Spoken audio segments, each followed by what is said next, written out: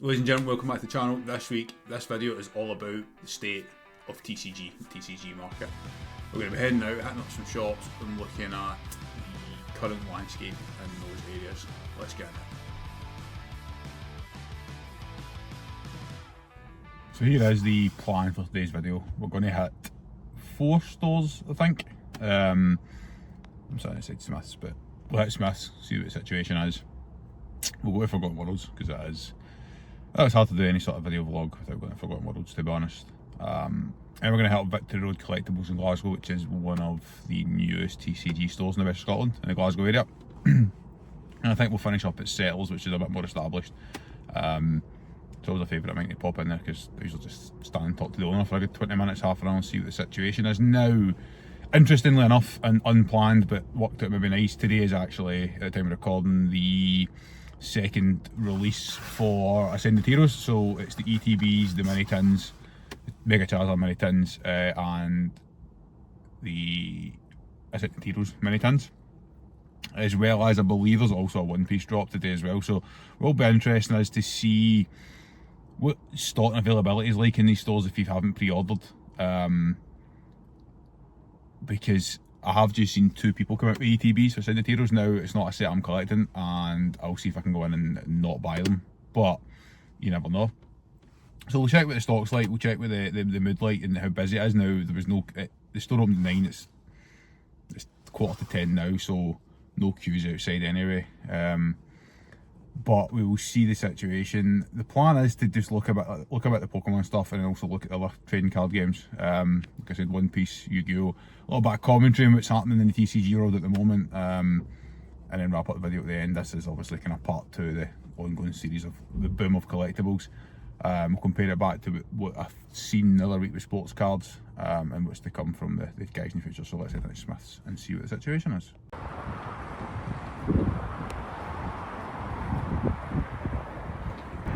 It's windy as hell out here, so I don't know how good this audio is going to be. As you can see, nothing inside the shop from filming, because that kind of slight awkwardness, a couple of kids about, I don't like filming. But as kind of expected, it is just pre-orders been picked up. No stock. So yeah, just the pre-orders, no stock out in the store. The only thing left is Journey Together booster packs. Now, Smiths do have the giant Pikachu Natural History Museum promo cards. I just saw somebody pick them up. They bought obviously enough Journey Together to go over the threshold to get one. So that's at least something, but interesting to see how they're going to give them away. I think we spend 20 or 25 quid. I'm interested to see how they give them away when they don't have any stock.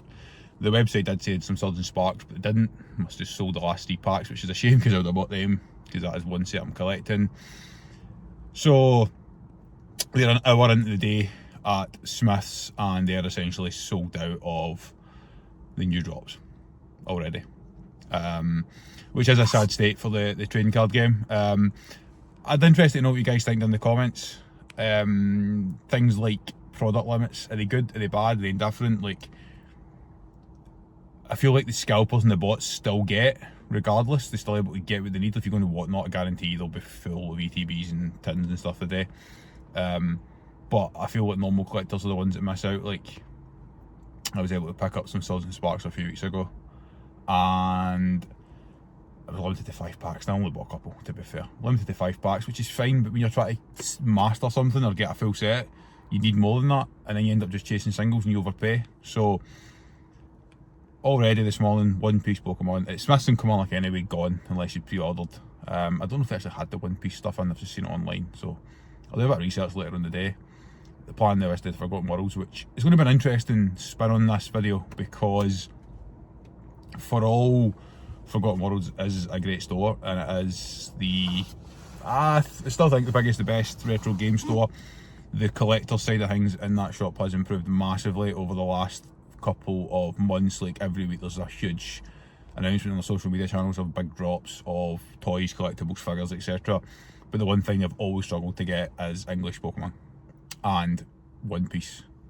So we'll see what they've got in stock, we'll see what the situation is, and hopefully get a better update for you guys then.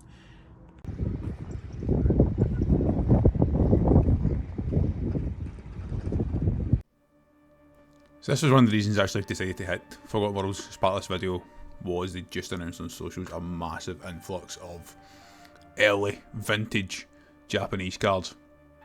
Most of them are in this binder, highlighting a few. I mean, that Zapdos is one of my favourite vintage arts. Very, very valuable cards. You know, I think cheapest one of this set that was kicking about was something like 20-25 quid, and there was a lot of them. It is worthwhile keeping an eye on their socials.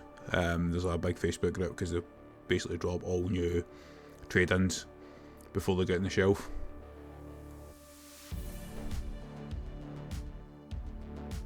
There's a really interesting conversation with a couple of guys as well who were in for the same reason, struggling to get Ascended Heroes on the date. Not TCG. I know it's a gaming channel, but that is a stunning copy of Pokemon Yellow. Yeah, back to the TCG stuff. Some Yu-Gi-Oh cards, some Magic the Gathering, and the folders and in their bulk boxes. I'm not massive into these games, but I do have a little bit of stuff from Editor Craig to cover as part of this video.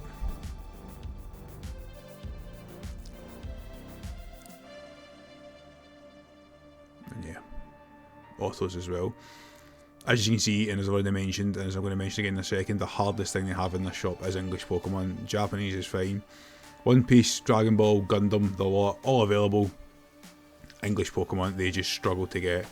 And on the day, their Ascended Heroes delivery was actually delayed, which meant they couldn't get it out in the morning.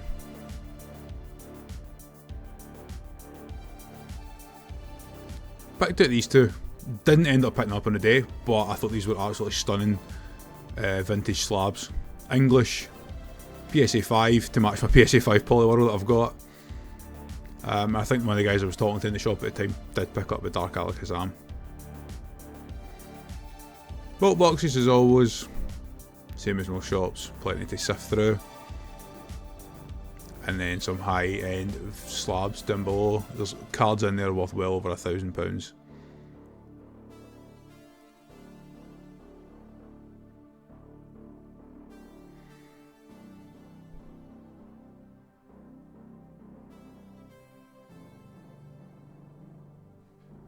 And some lower end slabs, but again, a couple of really nice cards. Love that. I do really like that Mega Charizard EX. So I thought I'd jump back in here, just interrupt the day vlogging to get a bit of commentary on Forgotten Worlds. And I've already mentioned in the video there is an epic shop. From a collectible perspective and from a retro game perspective, especially like Japanese imports, there is nowhere better. Certainly nowhere that we've been. But they do struggle with TCG stuff. One Piece tends to come in and out the door really quickly. We did see it in the video, there was certainly plenty of single boosters. Yu-Gi-Oh, Gundam, all available, but obviously Pokemon being the biggest, they aren't on distro. They've done a good job, I think, in the last few months of getting some distribution access, but as I says in the clip, the delivery in the day wasn't there, and they couldn't send the heroes out. And this was a theme throughout the day. 3 shops went into and they just said, if you don't send the heroes, you've got no chance. And I wasn't, but it's just interesting that these places, which are top tier places to go for this type of stuff, just did not have access to the product. But I thought it was worth just saying that. Like, I think it's a great shop, and I do enjoy getting through the stuff, and it was good to meet a couple of collectors that were in for the same reason. But ultimately didn't buy anything, and that's a little bit of a theme throughout this video, is that I felt at times I was going to buy stuff just for the sake of buying. Now I do have some packs here, which we'll get to, and we'll open them at the end.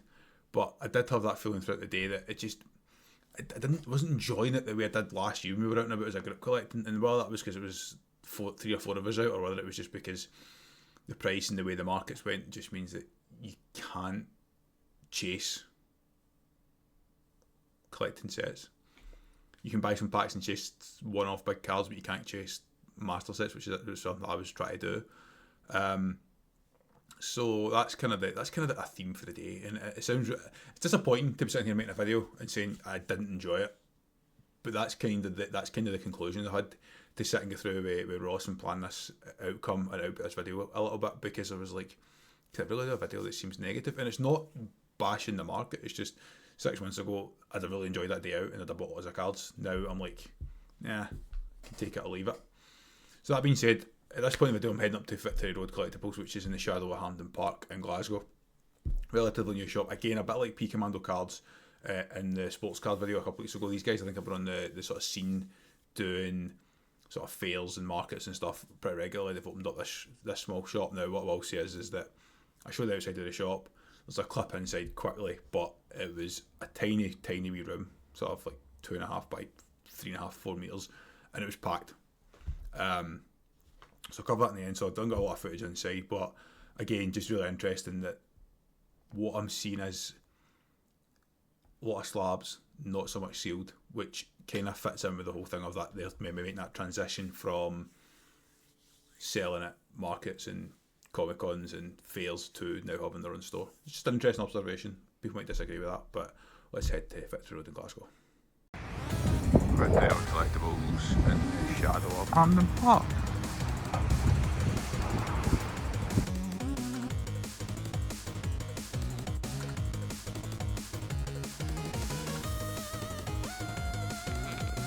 So this is actually proving quite a difficult video to make, and I'm not sure why. So I got the Victory Road Collectibles just after it opened, and to be honest, there's about 8 people in there. Tiny wee shop, wall to wall slabs, some sealed tins and stuff, some good product.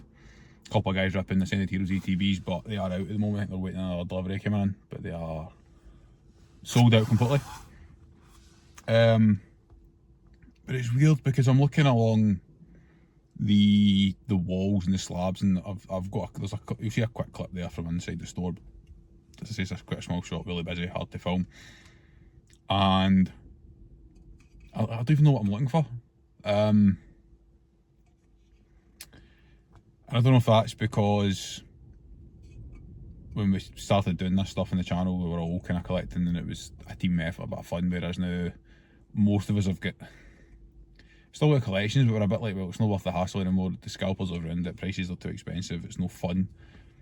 And occasionally we pick up some cards at MSRP in stores, but most of the time we're just going to give up. And I think that's part of it. Like, I'm looking there and I'm like, there's no cards I want to put on display as part of the collection and say, oh, I'm really glad I own that. I think in grand total I bought about 2 cards and 2 packs in the last 4 months, 3 months. So yeah, again, a cracking wee shop, really busy. Guys, and they're talking about what they're going to play from the Senate Heroes decks. It's not just collectors or scalpers or guys try to flip it. It's genuine people that are going to use them and play the TCG, which is good to see. As it did look like it was all Pokemon anyway, there was nothing else, which hence the name, I guess, Victory Road Collectibles. So a really good shop. I'd love to go back. Maybe that was the issue, going at opening time on a release day was a mistake, but yeah, it's quite a tough idea. This is where I think the sustainability aspect of the TCGs at the moment is really difficult, because people will buy if they want to buy, but at the same time, it's easy just to be like, it's too difficult, so it's no fun. And I tell the story, and if you go back and watch the very first Burner vlog for about nearly a year ago now, I was seeing Surge and Sparks everywhere, and I was seeing 151, I was seeing Prismatic and some of the really popular sets, and it close to MSRP at least, and I wish I'd bought more, but it is making it really difficult to enjoy the hobby. And even today, it feels a little bit like going out to make a video rather than going out and I just happen to make a video doing something that I'm enjoying doing.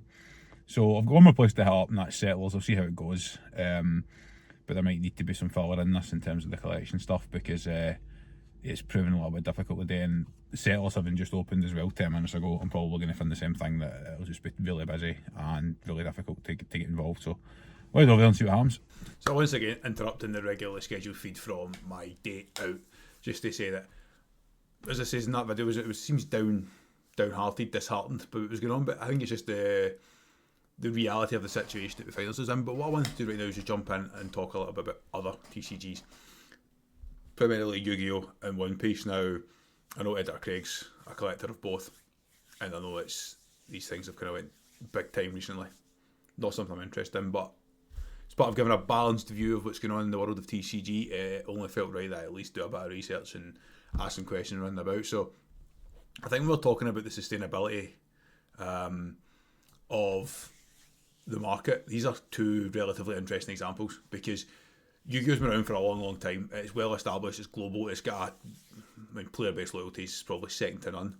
And it hasn't exploded the way it did during the pandemic, but it's also not collapsing. Vintage cards seem to be holding really strong value, and value tends to be assigned to competitive metas, if you like. And there's always been a steady demand from sort of long-time collectors. I think it's one of the ones that's really stable, which is why it's been so sustainable. It's not necessarily hype-driven with mad crazy spikes. It's just a consistent player-based Yu-Gi-Oh cards are there. They're available. You can buy them. If you collect or you play, you're in luck. I think to me that's like what I would class as sustainability. You know, it feels like at some point if people get fed up with Pokemon because of the constant up and down the spikes, that's where you'll lose that aspect of sustainability. The One Piece is really interesting.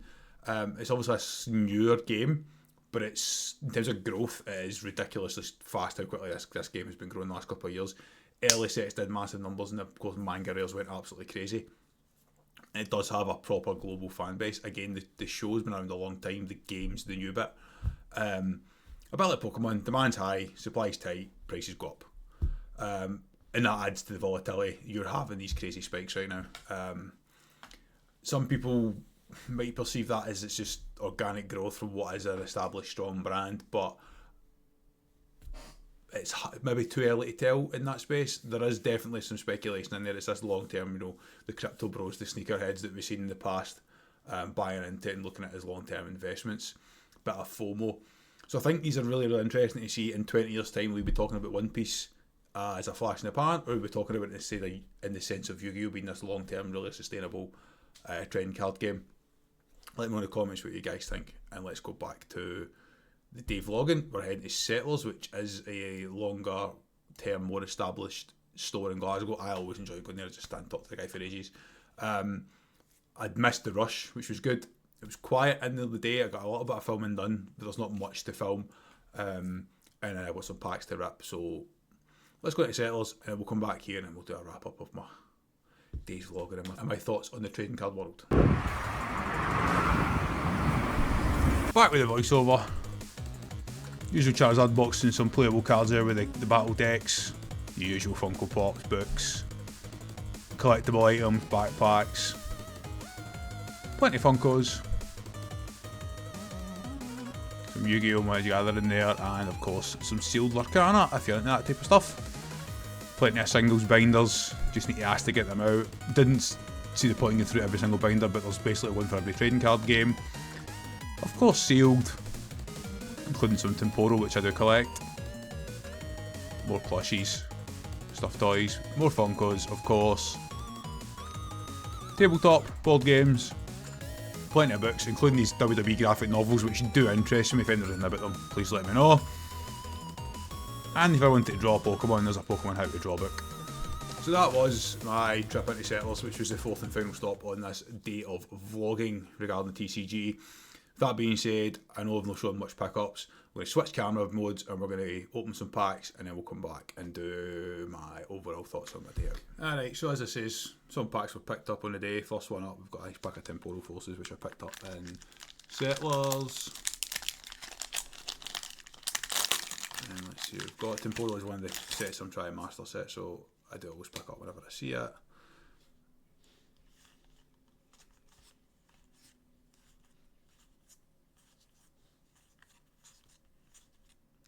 Ooh, for Alligator. One of my favourites, but sadly, no major hits. Second pack that was picked up on the day.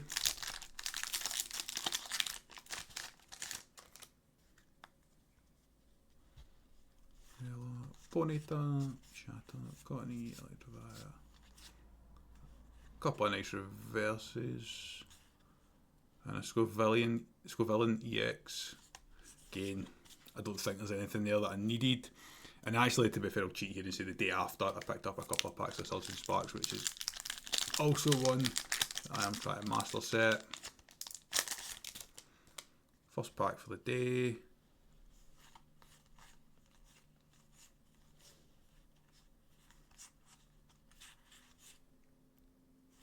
And again, just a nice reverse, but nothing that we're necessarily chasing. Final pack. Trapinch, Rella, Seal, Colin.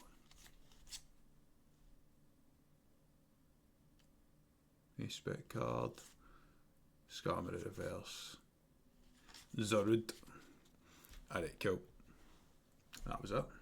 I think the overall theme throughout this video has been one of a bit of a lack of enjoyment for myself, which I will apologise for if you're expecting a really happy-go-lucky day out spending hundreds of pounds on Pokemon cards, but ultimately that's just how I see the hobby at the moment for myself personally, is it's just not that enjoyable, and it is just a lack of availability. I don't want to be having to go and chase, or somebody's just get a delivery and go and pick up what you can pick up. I just want to be able to be walking about, being out and about and be like, okay, I'll pick up a couple packs up or some nice cards.